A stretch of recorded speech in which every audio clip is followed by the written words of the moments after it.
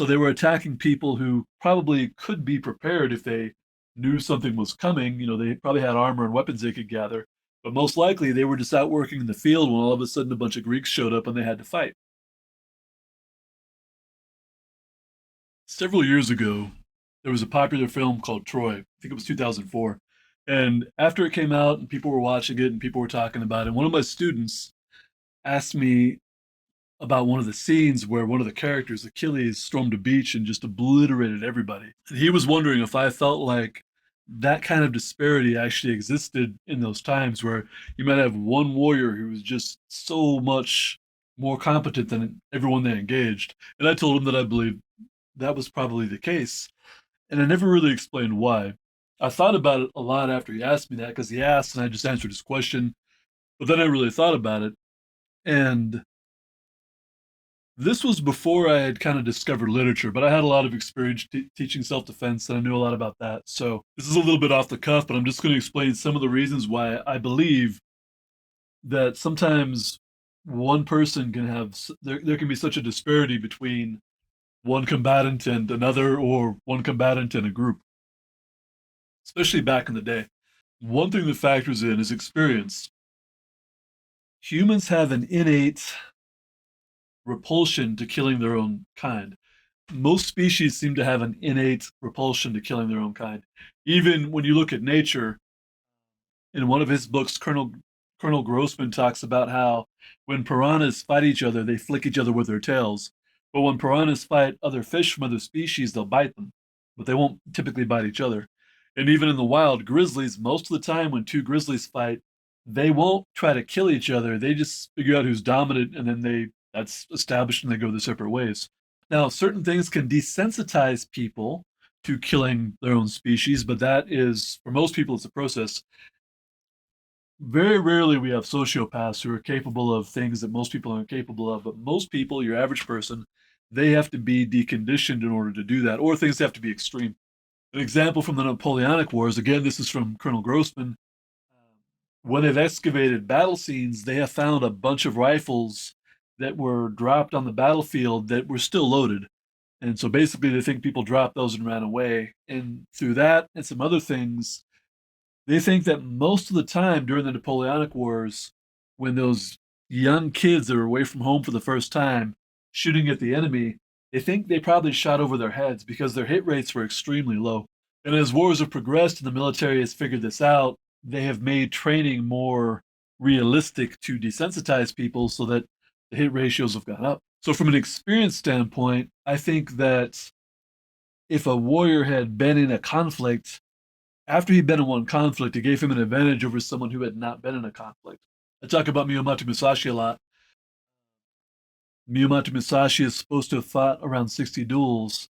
I would kind of guess that for each experience he got, it was less new to him. So if I don't know that he ever got into a duel with someone who'd never been in a duel, but just as an example, if he was on like his 35th or his 36th duel, and the person he was dueling had never been in a duel, you could probably imagine the disparity between their mindsets. So experience is one thing.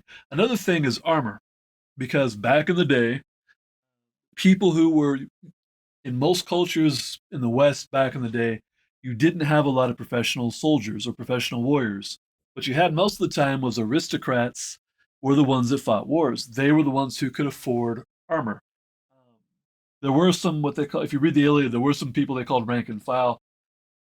If you look at the Peloponnesian War, for example, when Athens and Sparta went to war, the Spartans were the only city state in Greece that had a professional standing army.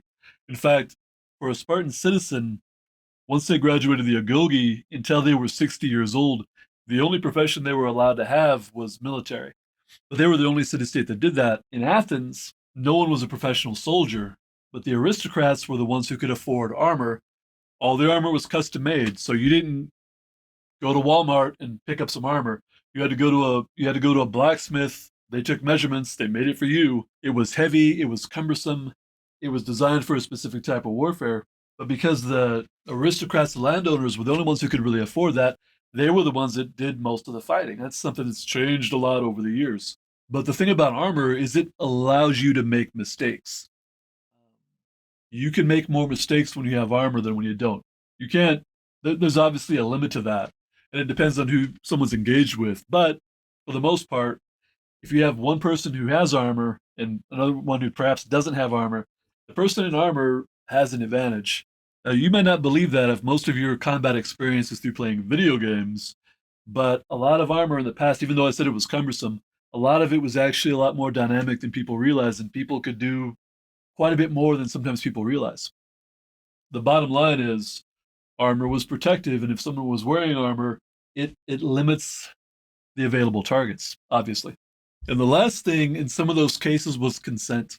And what I mean by that is, in some of those cases, such as in the movie Troy, where Achilles and the Myrmidons stormed the beach, they were attacking, they were initiating, they were there to fight. The other people were defending.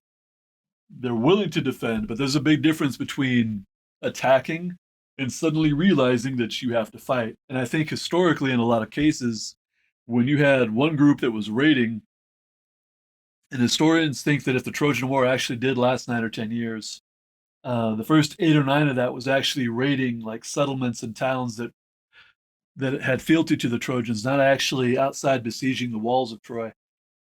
So they were attacking people who probably could be prepared if they knew something was coming. You know, they probably had armor and weapons they could gather, but most likely they were just out working in the field when all of a sudden a bunch of Greeks showed up and they had to fight. There's a difference in the mentality. Not that defending your land and your home and your family is a weaker mentality. That's not what I'm saying. It's just you're reacting at that point, and action's faster than reaction. That can put someone behind the power curve.